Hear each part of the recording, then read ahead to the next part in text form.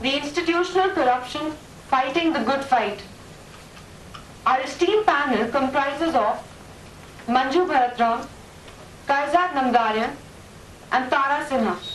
I request you to join us on stage.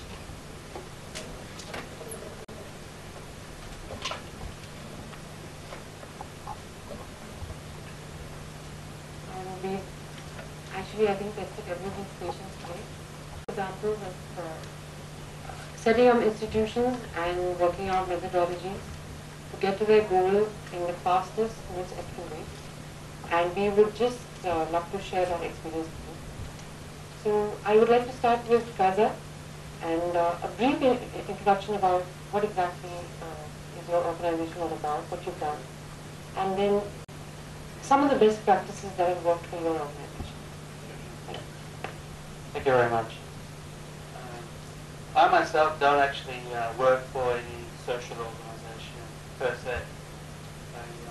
I myself actually work at the Australian government. This has all been a personal endeavour. It stems from my, I guess, pure hatred for evil or for the cause of world hunger. And what I basically did was work on the internet. Somehow expose world hunger, child hunger particularly, to the masses. Because obviously the media fails every single day to portray, the 18,000 children deaths from hunger and 25,000 that die every day from world hunger. And so I was able to, luckily, get the right images, get the right words, stir the right passion through Facebook, which is an amazing tool for good, amazing social internet tool. And so that around about 2 years now, that sort of spread like a virus. You call it the tipping point, as it were, throughout the world. And so there was a time where sort of the world hunger cause on Facebook. Was even the top group or the top cause amongst both Israeli online population and Palestinian online population. So I was quite happy at the exposure that it got and how much people actually care for world hunger. So I guess I was just lucky to find the right mix of words, facts, and images, to sort of ignite people's sympathy. We also have with us Mrs. Manju Bharatram, and we would love to hear your stories as to how you, because we had a lot of discussion today about the importance, the critical relevance of education and the health pillar, but primarily education. Because a lot of people working in the social sector don't have too much faith in the adults anymore. Because they're jaded by virtue of their experience and their long-standing practices of corruption.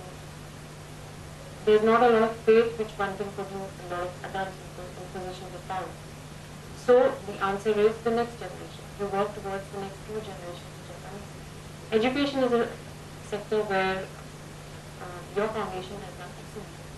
So we would like to hear from you, what are your solutions to correct the current state of the corruption in education?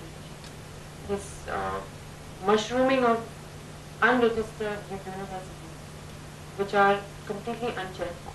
Their practices of hiring and practices of teaching are completely unreliable. But who, by a confluence of corruption between politicians, the financial institutions, and the media, are thriving today. They're thriving.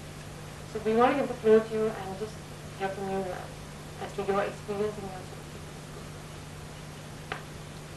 Thank you.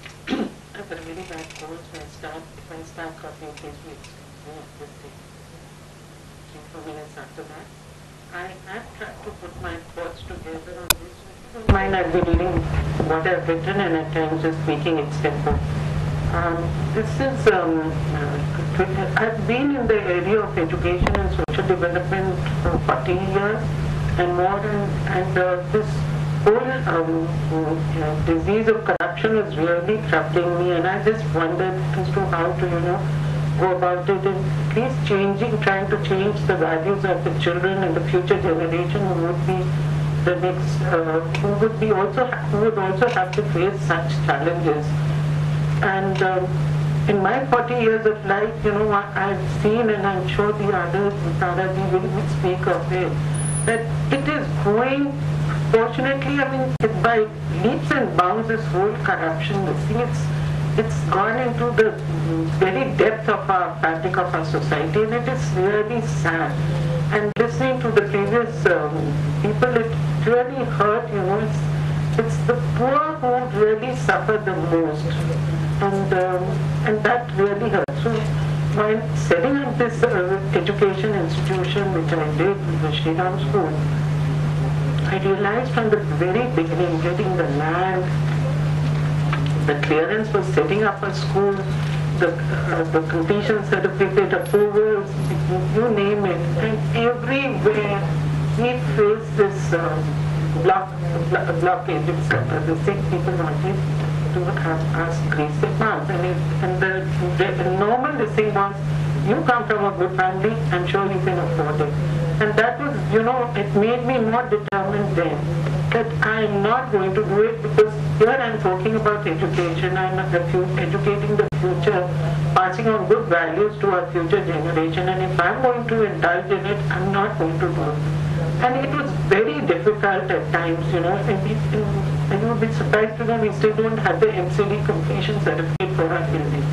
And I said, let's do without it. But if we get into trouble, I'll speak out, and I don't mind, because it's so difficult to get a completion certificate. Babu came for the inspection, said, look, you may have done everything right. We are not interested.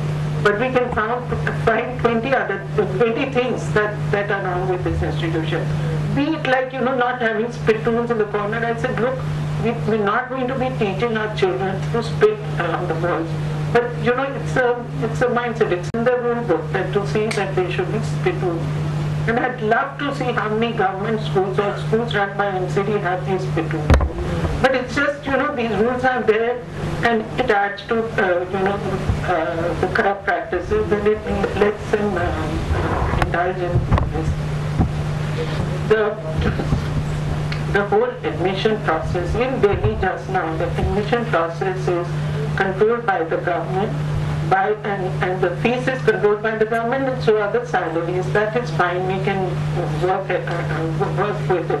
But then even in this control, there's a huge problem. All your energies, instead of trying to see how best